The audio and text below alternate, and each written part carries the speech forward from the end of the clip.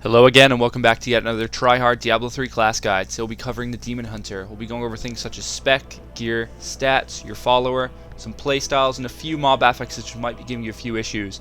Hopefully this guide will get you through Acts 1 through 4 on the Inferno difficulty with a bit more ease than you might have been doing it on. So we'll get started with the spec today and we'll get into the game. Have a look. Alright, so the beauty of a Demon Hunter is that there's no real set spec you have to play. So I'm going to show you one spec instead of multiple ones today, and I'm going to show you how you can modify it to actually suit your own playstyle. There are a few kind of skills that you will want to use over others still, like, you know, prioritize. But this is a spec that I feel is probably the most comfortable for me, and then I'll show you how to modify it to adjust for your playstyle as well. Okay, so the primary I'm using currently is Spray of Teeth. On Hungering Arrow. So Hungering Arrow kind of tracks in on the enemy, hits him for 115% weapon damage, and then has a 35% chance to pierce through targets. So it can pierce through one target once, and if it procs again, it can go twice, and so on. It is really good for, because I mean, if you're shooting off screen, it tracks mobs kind of around corners, things like that. So you can't really miss with it, which is a bonus. And then, okay, so I'm using Spray on Teeth as the rune. Successful critical hits give you a burst that explode around the enemy, 50% chance or 50% weapon damage in that area. So whenever you crit, it does 50% weapon damage to everything in the area. Since my crit chance is high enough, I'm using that. If you're around 30% crit chance, or maybe 25, I'd recommend using Devouring Arrow. Each time it goes through an enemy, it increases damage by 70%. So the damage increases as every time it pierces through the enemy.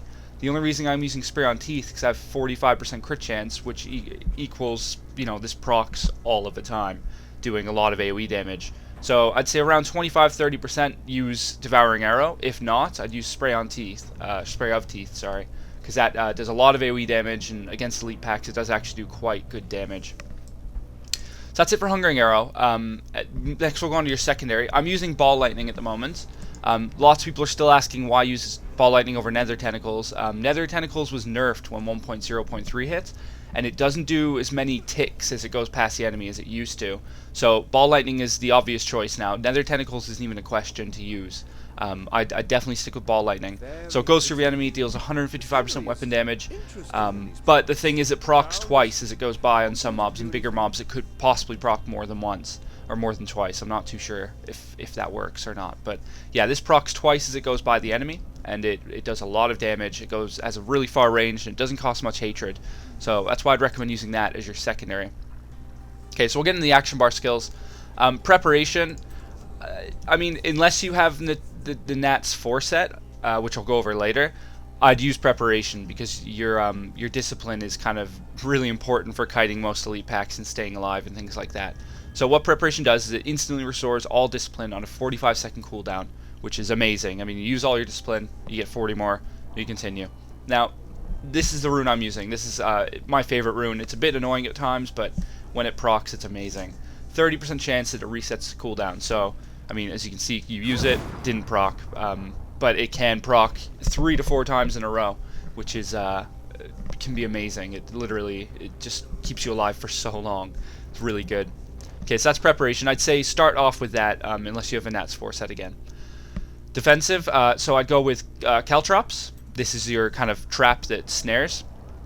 So it lays a trap on the ground. When the enemy goes over it, it kind of triggers and goes off. Slows them for 60%, or by 60% for 6 seconds. So it's a nice little slow. But the main thing behind Caltrops is you use Treacherous Ground as your rune.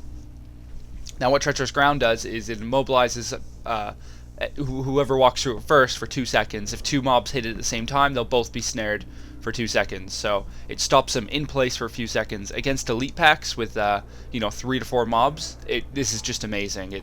It stops them in their tracks constantly, and you can more or less spam it. It only costs 6 discipline, so you can indefinitely kite most elite packs with it. I wouldn't really recommend using any of these other ones. None of them are really amazing. I mean, the 80% slow is good, but you get a guaranteed kind of snare with Treacherous Ground, which is nice. Okay, so moving on to... Okay, now this is... I'll show you the kind of adjustments afterwards, but this is what I'm using right now. And I'll tell you why I'm using it exactly when I show the adjustments. So I'm using Shadow Power. Draws in Power of Shadows, gaining 20% of damage as life. So it essentially gives you 20% life leech for the duration of the skill. Okay, so I'm using Gloom with that, so it reduces incoming damage by 65% while Shadow Power is active. Since my resists and health are high enough, this is actually really effective to use because I can just stand there and tank some elite packs, and I can take up to anywhere from 5 to 6 hits from any elite pack with this on, which is more or less makes you invulnerable. So I'll show you what you can swap that with or use with it in a second. But this is if you have high resist and hit points like I do, then I'd recommend using this because it's really effective. Okay, and then I'm using Rain of Vengeance with Stampede. This is amazing against any elite packs, really. It kind of fires from the sky, doing 75% weapon damage over 5 seconds, which is, you know, really good damage. 30-second cooldown. But with Stampede, it knocks the enemies back. So you cast that, and you can essentially stand still and not move, and just keep shooting, and they just keep getting knocked back over and over.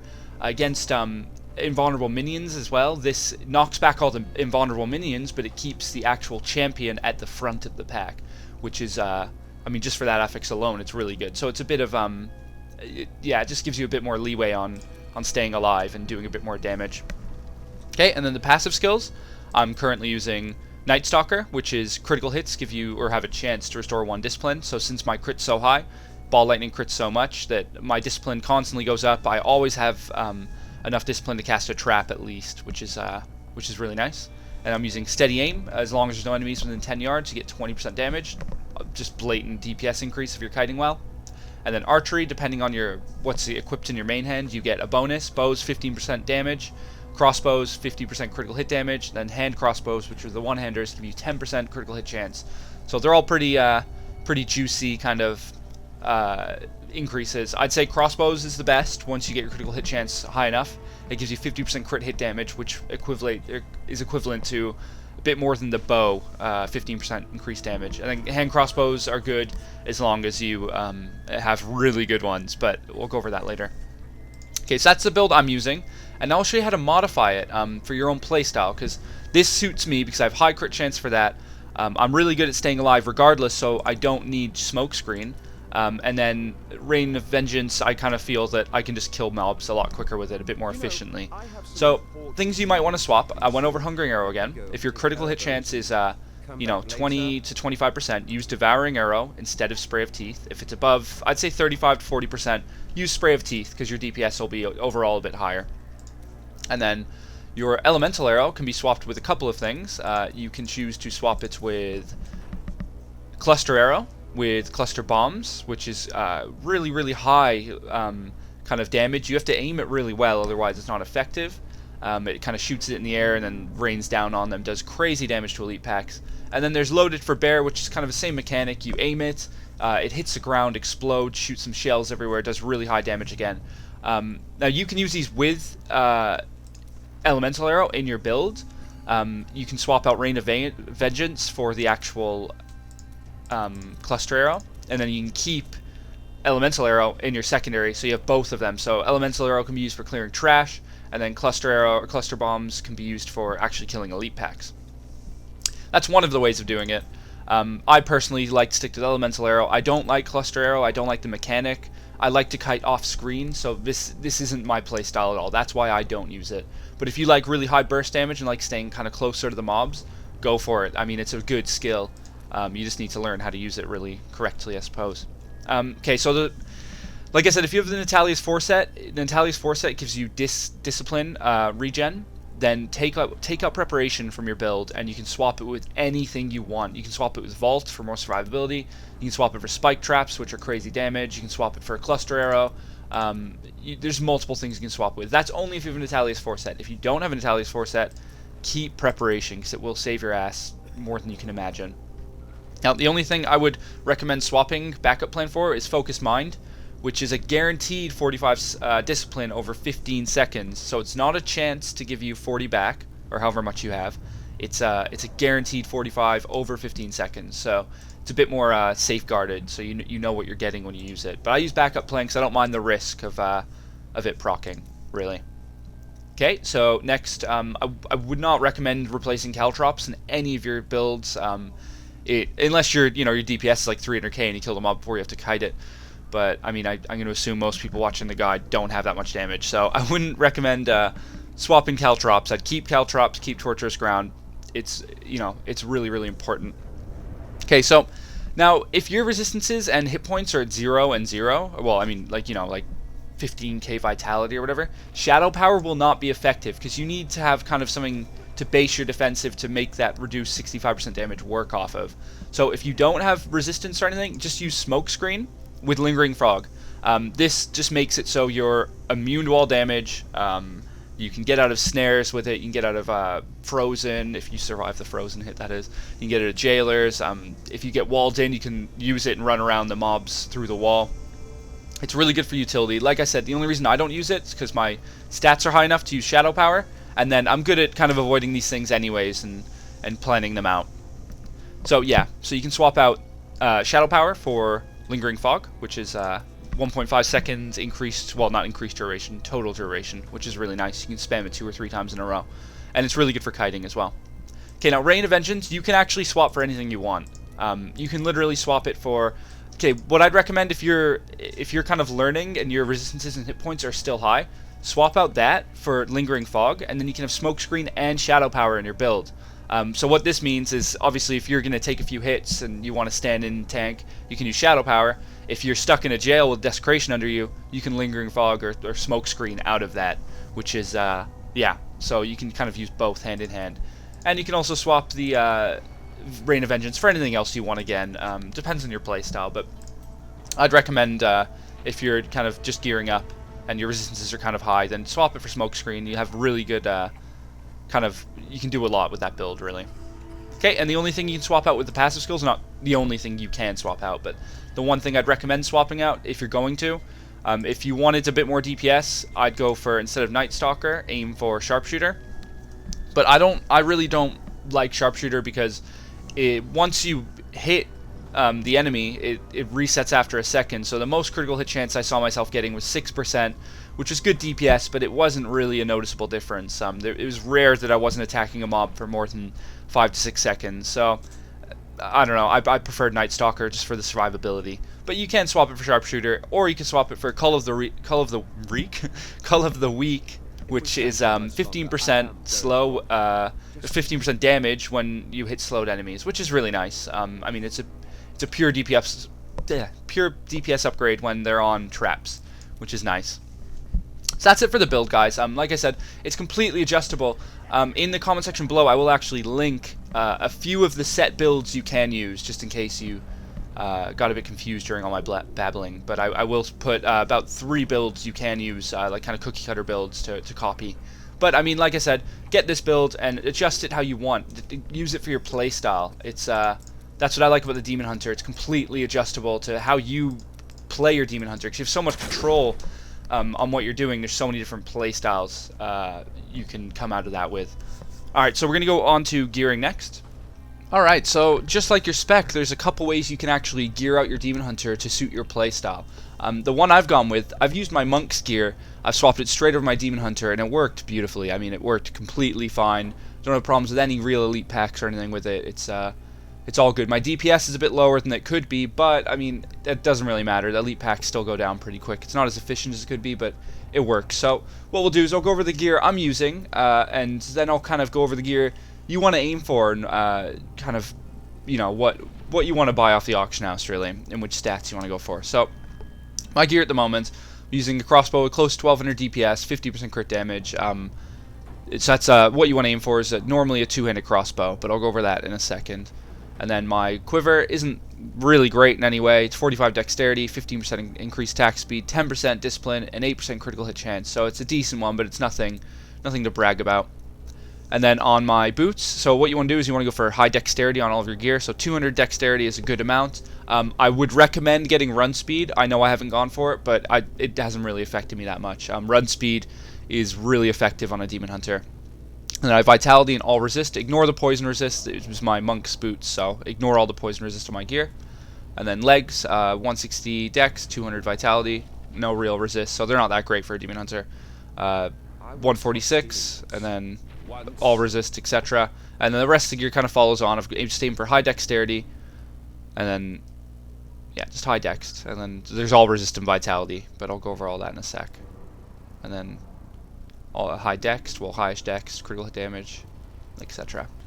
Alright, so in terms of you actually statting out your Demon Hunter, what you want to aim for is, so I'd say for a beginner Demon Hunter, just getting into the game, I'd recommend going for a bit of all resist, balancing out around maybe 150 to 200 all resist with a bit of vitality. Try to aim around 22,000 health, I'd say. So about 150, 200 resist all, and then 22,000 health, roughly. The only reason I recommend this is because if you do take one hit, you can possibly, with those stats, you can take 2 hits, snacks 1 and 2 from any mob without dying, which is gives you a bit of leeway on kiting, and you're gonna get hit once in a while, so it kind of gives you a bit of leeway on just dying. Instead of just dying, you'll stay alive. And also, the main reason behind those stats you want to aim for is reflect damage mobs. Unless you're really good at using your cooldowns, they can be a big pain in the ass. So 200 resist all will make that reflect damage a lot less than it is, by quite a bit. So between all of your gear, try to aim for about 22,000 health and 200 resist all. But other than that, on items like your gloves, you want to aim for high dexterity, critical hit chance, and critical hit damage on the same kind of all on the same gloves. If you can get attack speed on there, it costs a lot, go for it, obviously. But I'd recommend going for critical hit chance, critical hit damage, high dexterity on gloves. Helm, go for high dex along with critical hit chance, so anywhere 4% plus is a good amount for critical hit chance. Same goes for bracers, high dex, anywhere 4% plus is a bonus. I mean, critical hit chance in your bracers you can get, so why not? On your neck, depends on how much gold you have, but aim for something with critical hit damage as well as critical hit chance, if you can, with high dexterity. That's if you have the gold, obviously. But until then, I'd probably just go for critical hit chance or critical hit damage on your neck. But if you can get both, then do it. It's a really high DPS upgrade. I think that's like 10, yeah. Look at that, 16k DPS. So, and then on your ring, this ring, ignore this one. It's not that great. You want to go for critical hit chance and critical hit damage if you can. And if you can afford attack speed, go for it. But you want to aim for as many offensive stats as you can on your rings and neck. And then you want critical hit chance on your bracers, gloves, and helm. Combined, so that kind of adds up to a lot of DPS. In terms of your weapon, you want to aim for a two-handed crossbow, preferably, because once your critical hit damage gets up, or your critical hit chance, the passive off the actual talent will give you 50% crit damage automatically, which is really nice. So crossbows are the way to go for now. If you can afford, I think if you go one-handed crossbows with high crit damage and then an open socket, it does a lot of DPS, but you need crazy money for that kind of stuff. And then on your quiver, aim for something with, the way I've done it is I've gone max discipline. Max discipline's really good for survivability, and then if you do reset your thing with battle plan, you get the extra 10. So I'd say max discipline anywhere 6 plus is good. 10 is really nice amount to have. That's an extra trap. It's almost an extra smoke screen or gloom, which is nice. Try to aim for higher dexterity on your quiver as well, because I mean 45 isn't that much. It's just I found this, so I was like, why not? Attack speed 15% is perfect. And then if you can get critical hit chance on it, well, I'd recommend getting critical hit chance on it. I mean, 8% is pretty high. Anywhere from 6 plus is good. So aim for dexterity, attack speed, critical hit chance, and then max discipline. As well, you can get hatred regen on your quiver. I just didn't, I didn't really buy a new one. But if you can aim for that as well, it's good to go for, definitely. There's a few legendary quivers which add up to 20% attack speed. I'll put the links to them in the comment section below. Which are really good, but they can cost a lot with 20% attack speed. So, yeah, that's about it for the gear. So what you want to do for coming into acts, 1 through 3, aim for try to balance out your resistances around 200, 22k health. If you can go higher than that, if you have a gold to, while maintaining good DPS, do it. I mean, you can never have too much resistance and vitality if your DPS is maintaining at a high level. But it just costs more on the gear, obviously. Now, I'm not saying you need resistances. You can play with 0 resistance, and you can play with little vitality. Now, to do this, you obviously need to be A, good at avoiding damage, and B, you need to kind of predict what mobs are going to do really well. You generally need to be a pretty good player to pull it off. That was my goal. I was just going to show how to do that, but I just swapped my monk's gear over. So I didn't really have to do the frustration of playing with 0 resistant hit points. But it can be done. It is done all the time. There's nothing wrong with playing with 0 resists and 0 vitality. It's just up to your playstyle. But if you're coming into a Demon Hunter, you're getting your ass kicked a bit, I'd recommend going for 200 resist all, 22k health, if not more. But try to maintain your DPS at a higher amount as well. I mean, if you have those stats, I'd recommend being around 35k, maybe 40k DPS. So yeah, coming in Acts 1 and 2, I'd recommend about 25, 30k DPS, maybe 150 resist all, 200. Act 3, you're going to want 35k to 40k plus DPS without sharpshooter up. Otherwise, you're going to be having problems. I mean, 62k, some mobs still die slow with that. It's once you get the gold, it's quite easy to upgrade your DPS. You'd be surprised how fast it goes up once you start getting really high crit chance on your gear. But yeah, that about covers it for the stats. Like I said, I'll post the quiver stats in the section below, and I'll make a little post showing what kind of stats you want for each act, just so you have it written down as well. So the next thing we're going to do is we're going to go on to the follower, and the best follower to use and how it helps you in other ways, really. Okay, so this is a scoundrel I'm using. I'm not really going to go over the other two followers because they're not actually very good for a demon hunter. I mean, you can use them if you want, but they're not that great. So what I'll do is I'll just go over the scoundrel. Okay, so pretty much how I've set him up with the spec is I've gone for crippling shot, which is a ranged attack that slows them by 60% for 3 seconds on a 6-second cooldown. So it's a nice little slow. Dirty fighting, which blinds for 3 seconds. It blinds elite packs for about, I don't know, stops them in their tracks for about a second. Gives you a bit more room to kite. Multi-shot shoots 3 attacks at a time, which is really good, and I'll go over in a second why it's really good. And then I've gone for anatomy, which is 3% critical hit chance, which boosts your damage by a lot. Okay, so your multi-shot combines with this. Okay, so go for a bow with cold damage on it. So mine is, it doesn't really matter how much cold damage, it doesn't matter the DPS in the bow. As long as it has cold damage on it, cold damage slows, so multi-shot will slow. So you'll slow 3 targets at a time. I've gone for, as well, 3.6% chance to immobilize on hits. Now, you can aim for anything. You can go freeze on hit, stun on hit, fear on hit. Anything works, so it gives them a chance to CC a bit more as well on that multi-shot. And then in terms of actually gearing him for stats, don't worry about DPS. DPS doesn't really matter on him. He's just there for utility. So I've gone for high vitality, so he rarely dies. And then I've gone for attack speed, so he slows more and shoots more attacks per second. And I've gone for a bit of life on hit as well, because it is quite effective on him. I've got almost 700 life on hit. That's not important. It just makes him a bit more tanky. So aim him as tanky as possible with a slow bow. Make him immobilize on hit. Really good kind of combination. And that adds a lot more utility to your gameplay. The Enchantress and Templar aren't great. The Enchantress gives you attack speed, a bit of CC, and the Templar gives you hatred regen and then a bit of healing. So they're not really worth even looking at. Definitely recommend using the Scoundrel with these kind of stats and spec. Alright, so we'll go over a few playstyles now. First thing I want to show you is the most basic of basics. It's called the stutter step.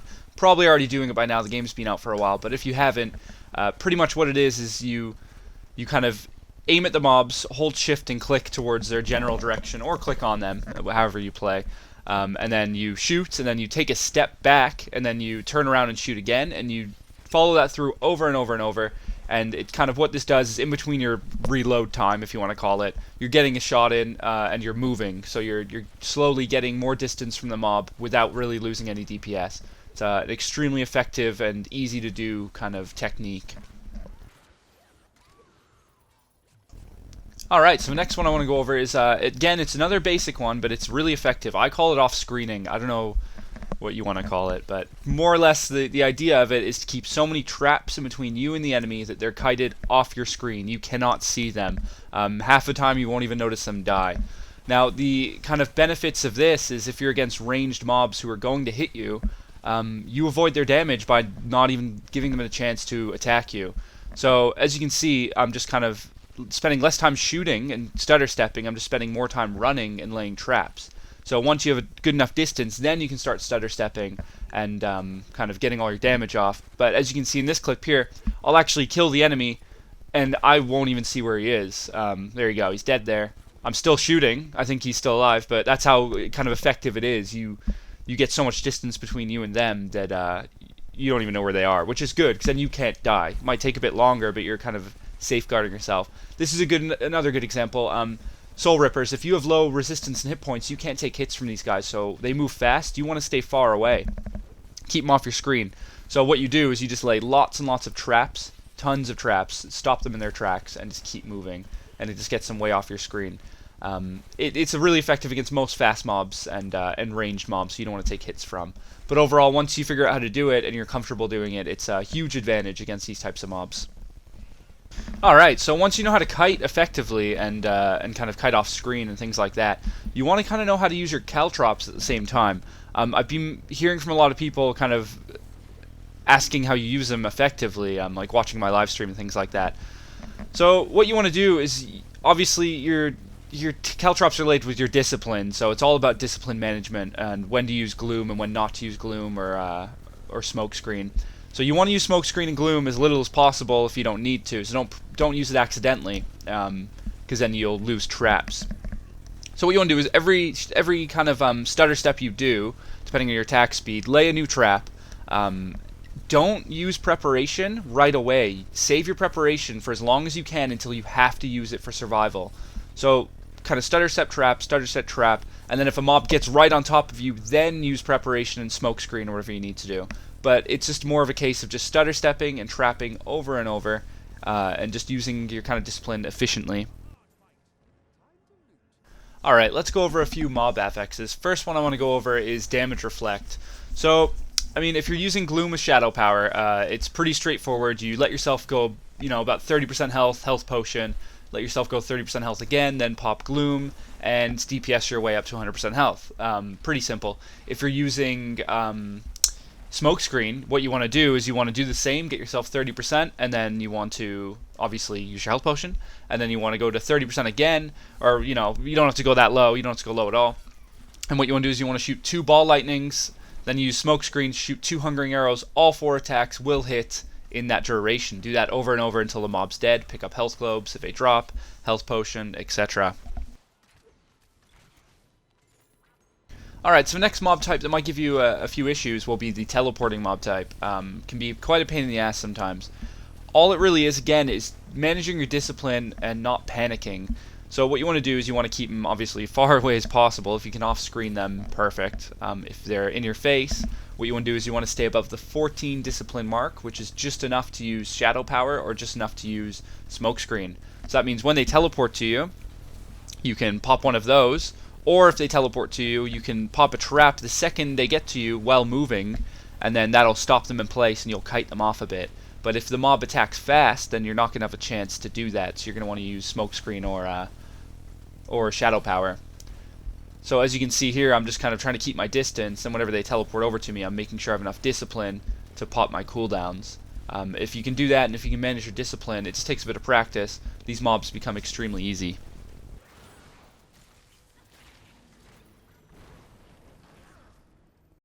Alright, so I'll show one more clip of affixes. I've actually requested this one off my viewers. I've had lots of people in my inbox actually ask for how to defeat this one certain type of mob, and I took a bit of time. When I finally gave up, I found it in the end. What it is, it's fast phase beasts. Yeah, these are a big pain in the ass, but I'll show you how to deal with them now. Okay, so the trick here is you want to get as much distance between you and them as possible. So at the beginning, instead of stopping and DPSing too much, lay as many traps as possible and get them pushed back, preferably 30-40 yards to the point where they're off screen. If they're on your screen, they're going to kill you. That's pretty much how it's going to happen. So what you want to do is you want to just get them so far back you can't see them. Literally just spam the shit out of traps. As you can see here, I actually pop my preparation the second I can, the second order discipline, just put more traps down. So they're off my screen, then you can start DPSing, and they won't be on your screen for a long time. So you do need room to kite them. If you don't have room to kite them, it's going to be difficult unless you have crazy DPS. So I guess the moral of the story is just put as much room as you can between them and you, so they're off your screen. Don't stop to DPS until you can't see them. So the second you can't see them, that's when you're allowed to DPS. Until then, just keep running. They will give you a problem, but once you learn how to do it, it's actually really easy. Alright guys, that wraps it up for the Demon Hunter guide. Hopefully it was helpful. Hopefully you actually got on with the information and you'll use it to better your gameplay and things like that. But yeah, thanks for watching. Don't forget to subscribe and like if you did like the channel. I'm going to post a couple links to a couple more videos I have on my YouTube channel. Go check it out though. There's lots of guides up there. I've done 4 out of 5 of the class guides. The next one should be the Witch Doctor, which will be out hopefully sometime next week, if not the week after. I got a like a little holiday and things to go on. Also, check out my live stream. I'll post a link in the section below for that.